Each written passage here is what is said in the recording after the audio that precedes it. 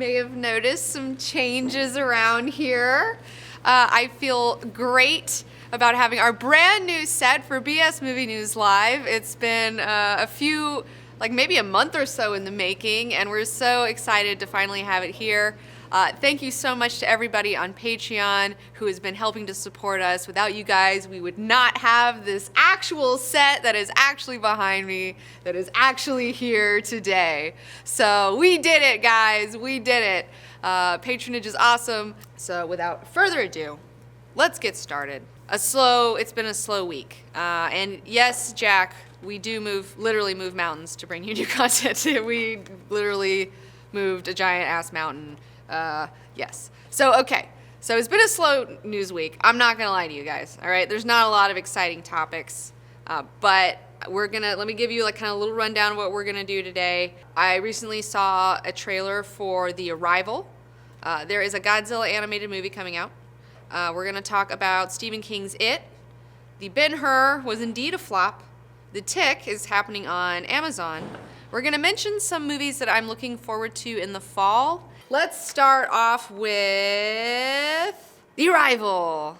Okay, so I just saw this trailer.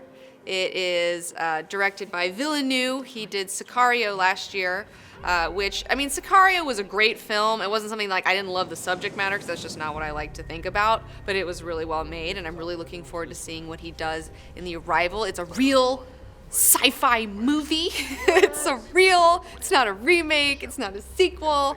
This has nothing to do with the Charlie Sheen The Arrival. There's not going to be chicken leg aliens to my knowledge. I don't know, we'll have to see those aliens. Those legs look really jacked up in The Arrival. But this movie, we have Amy Adams, and she is a translator, and you have all these aliens who land on Earth, and then she is there trying to kind of translate their language so we can communicate with these aliens. So I'm really looking forward to this. The trailer looked amazing, and I'm just so stoked. I love science fiction, and I also just love like new movies. So that's what I'm definitely looking forward to this fall. I'm going to be there. I'm going to be watching The Arrival. Check it out, you guys. It's one to have it on your radar, okay? Have that on your radar. So next up, we have the Godzilla animated movie. There's a Godzilla animated movie coming in 2017. I'm looking forward to it. I'll go see a Godzilla animated movie. It looks pretty sick. You know, it looks like more like anime stuff. I don't think there's a trailer for it yet or anything like that. But yeah, Godzilla's making a huge comeback. I'm excited for him, the king of monsters. I guess I'm looking forward to him fighting Kong later. I don't know. I mean, that's a thing that's going to happen. We gotta watch the old King Kong versus Godzilla. Yeah, I haven't seen the original King Kong versus Godzilla. Oh, I'm sure it's a marvel. Moving right along. Well, we have The Tick. That's making a comeback. Another comeback. Tick is making another comeback. I can't believe, like, he just keeps on going, you know. I never read the Tick comic. I did watch the Tick cartoon show when it came out. Like, I was definitely watching that. But I didn't watch the live action show. There was another live action show that came out of that. And then now they're doing another live action show. This is going to be on Amazon. Amazon is producing it.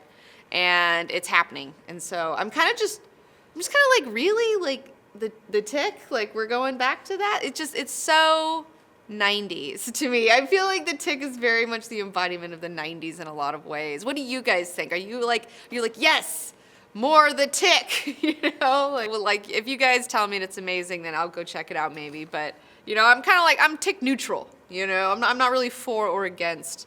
Now, something I'm not as neutral on is Stephen King's It is happening.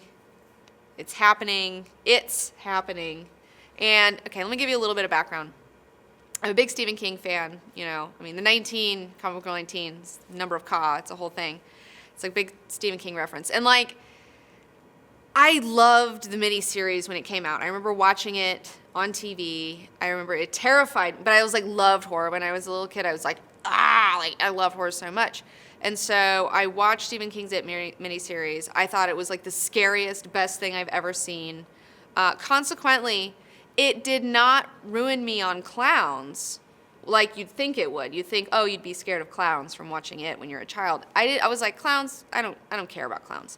But what it did scare me with was bathrooms. I was scared of bathrooms. Bathrooms, why? Yeah, because in it, there's so many of these terrifying scenes that happen in bathrooms where, little girl, Beverly, she's like, there's all this blood that comes out of the sink every day and she's got to clean it up and nobody can see it.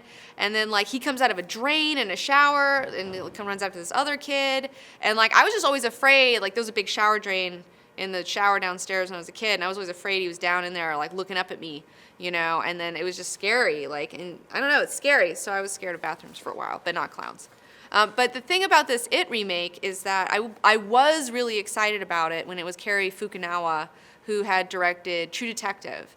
And he was originally slated to direct this movie, and there was going to be 2 different movies. One movie when they were kids, and then another movie that takes place when they're adults. And I was just like so stoked. I was like so stoked for this version of it, because that guy, in True Detective, he captures the essence of like what's like just like this corruption of like the South, where it's just like there's like this weird feeling down there when you live down there. And like he captured it so well, and I think he'd be perfect at capturing the weirdness of Derry, Maine, like the dark underbelly of Derry, Maine. Like I think he'd be so good at that. He's so good with that.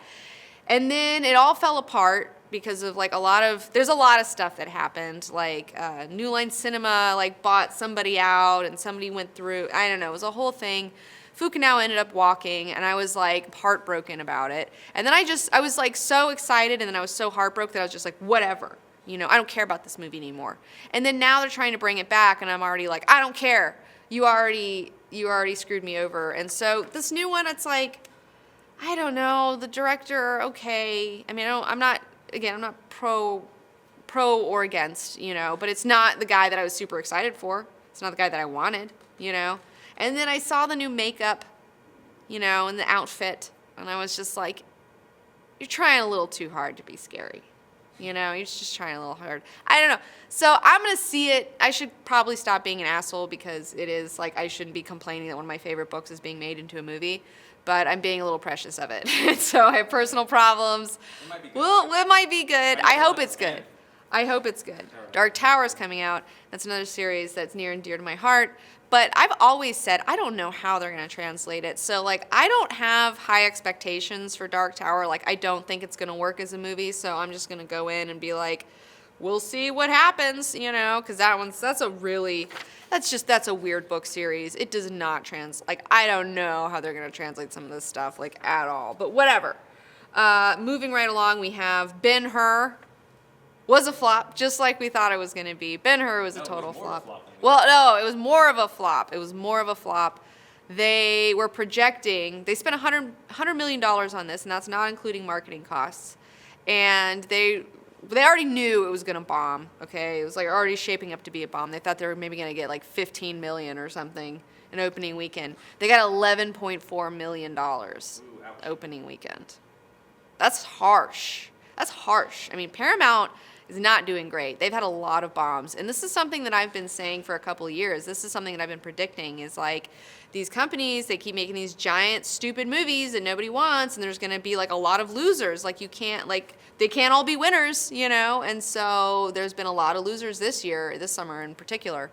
And so, yeah, not surprised that Ben-Hur flopped. Ask the audience if anyone saw Ben-Hur. Did any of you guys see Ben-Hur? I already know you didn't, because like 2 people saw it apparently over the weekend. So yeah, I don't know. Ben-Hur, yeah, it's exactly what I thought was going to happen. So our studio is near a school, and the kids are back in school. And so now I know that if summer's officially over. For me, it's when the kids go back to school, that's when summer's over for me. So now that the summer movies are over and all that good stuff, it's time for fall movies, time for all the new stuff that's going to be coming out this fall. So I wanted to give you a little short list of some of the movies that I'm looking forward to in the rest of 2016. We have The Accountant. I'm looking forward to The Accountant. We've got Batman up there, he's doing it. I think it'll be fun. The trailers are really good. Like, the trailers are so good that I feel like I shouldn't have been watching them because I'm like super hyped up on it. But I'm looking forward to The Accountant. I'm looking forward to Hacksaw Ridge, Mel Gibson directing, so we'll see that. I'm looking forward to seeing, kind of looking forward to it. Like, Clint Eastwood's directing, so I should see it. Sully, with Tom Hanks. So we'll see how that goes.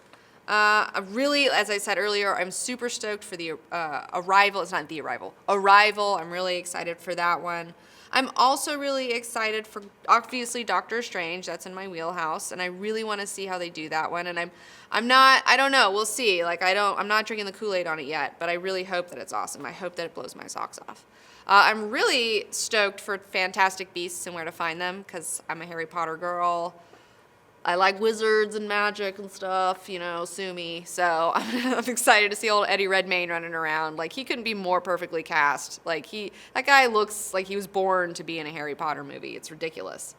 And then another movie that I'm super, super excited for, coming out December 21st, Passengers. This is another sci-fi movie, but it's got a love story in it. And, you know, it's like, I love romance as much as I love sci-fi and weird stuff. You guys may not know about that, but I'm into romance. So I'm excited to see a science fiction romance story.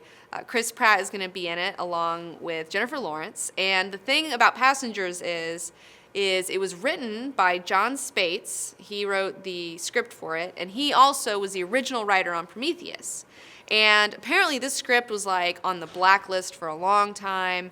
Like, everyone, if you don't know what the blacklist is, there's like this, like, people turn in their scripts, and then everybody reads your movie scripts, and then you get, like, voted, you know, and, like, it was like the top of the list, like, this is the best script. And, like, people have been trying to get it made for a long time. I think Keanu Reeves was attached at some point. Like, it's been through a lot of shit, okay? Like, it's been through a lot of shit. And I'm so stoked that it's actually finally being really made, because I've been I haven't read it. I have not read the script or anything. I just want to see it. I want to go in. I am excited to see more John Spates scripts. So, yes, Passengers, that one's one to look out for. Like, that's the one, like, Star Wars, Passengers, yeah. Like, I'm in this Christmas. I'm going to be there. Wayne Miller, Bug and Bear's game review, and also Warren Wegner. Thank you, you guys. Rock.